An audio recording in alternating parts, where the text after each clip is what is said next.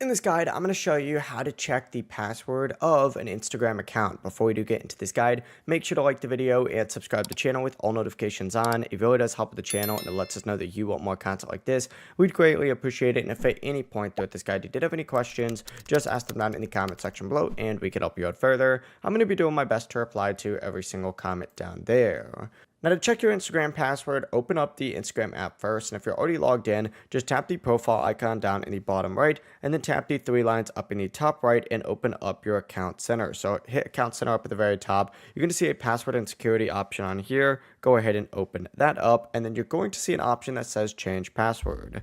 Go ahead and select that. Once you go ahead and select it, make sure you choose your Instagram account on here, and then what you need to do is type in your current password.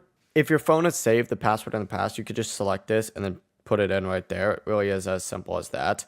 But you can change your password in here as well. But if you really want to check your actual password, you need to back out of the Instagram app and you need to find your device's password app. So on an iPhone, this is just called Passwords. On an Android, it's called something different.